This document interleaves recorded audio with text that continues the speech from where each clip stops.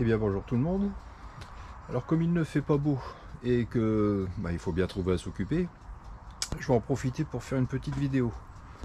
Alors cette fois-ci, je vais revenir un petit peu sur le lit électrique, donc le lit pavillon qui descend avec des sangles. Alors, quand j'ai acheté le camping-car, le monsieur qui voulait me présenter le véhicule m'a dit on va faire le tour, je vais vous expliquer. Alors je lui ai dit bon, vous cassez pas trop la tête étant donné que j'étais pas à mon premier camping-car. Voilà, on sait un petit peu tous comment ça fonctionne. Je lui ai dit ne m'expliquer que éventuellement des détails qui n'auraient pas été présents sur les camping-cars précédents. C'était pour gagner du temps et pour lui éviter à lui d'en perdre. Mais il y a un moment, étant donné que c'était le premier camping-car avec un lit pavillon, je suis d'un naturel prudent et je lui ai dit si jamais un jour je suis en panne d'électricité ou en panne tout court, est-ce qu'il y a moyen de descendre le lit manuellement? Alors il réfléchit, il me dit oui. Alors il va chercher dans la trousse, vous savez, qui est livrée avec le véhicule où on a tous les petits bouquins, et il m'a sorti, je m'éloigne un peu, cette petite manivelle là, vous voyez, qui est mobile sur le bout, et vous avez un petit parce que je suis à l'envers là, vous voyez, vous avez ça fait comme ça fait un peu comme une clé à laine.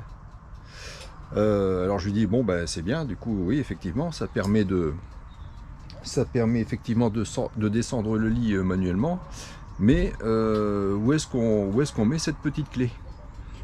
Et là un gros blanc, parce qu'il ne savait absolument pas où ça pouvait se placer. Alors il a regardé un petit peu, il a fait le tour du lit, puis il me dit écoutez, j'en sais rien. Bon, je lui ai dit écoutez, je me débrouillerai par moi-même. Alors je vais vous montrer, parce que si ça ne vous est jamais arrivé, eh bien potentiellement vous n'avez pas forcément cherché où cette petite clé pouvait se fixer. Alors je vais remettre, voilà, parce que je vois pas ce que je filme.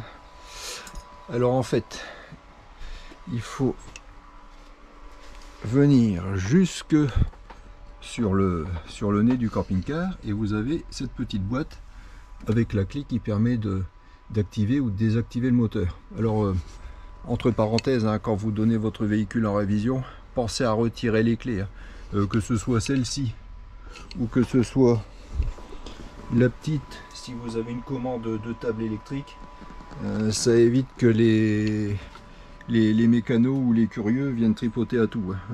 Je sais de quoi je parle parce que j'ai déjà trouvé des choses qui avaient été bougées. Donc quand on le donne en révision, certains visitent un petit peu.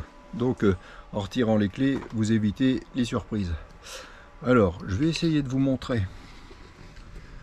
Alors attendez, que j'essaye de placer la caméra correctement. Je vais retirer ça. Là, je vais monter un petit peu. Voilà. Alors en fait, ça se déboîte ici. Il faut y aller délicatement pour ne rien casser. Voilà. Et derrière, vous avez, voilà. Donc, tout ça c'est bien joli. Il y a toute la mécanique, tous les câbles, voilà, le moteur. Et en fait, je peux même pas vous montrer parce qu'il faut y aller à tâtons. La clé se met ici, là, sur le dessus, parce que vous ne verrez pas. De toute façon, la caméra n'arrivera pas à passer. Et vous avez une petite, en fait, la partie femelle qui permet à la clé que je vais laisser là-bas, voilà, qui permet à cette partie ici où je mets mon pouce d'entrer dans le bloc moteur en fait.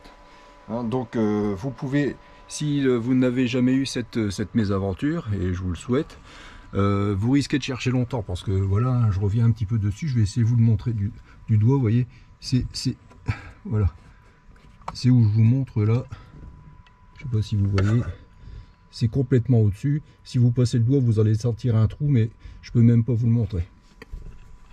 Donc voilà. Alors, c'était la petite vidéo du jour. Bon, en espérant que ça ne vous arrive jamais. Hein. C'est vraiment que si vous étiez en panne de moteur, ou tout simplement si vous manquez de courant dans les batteries.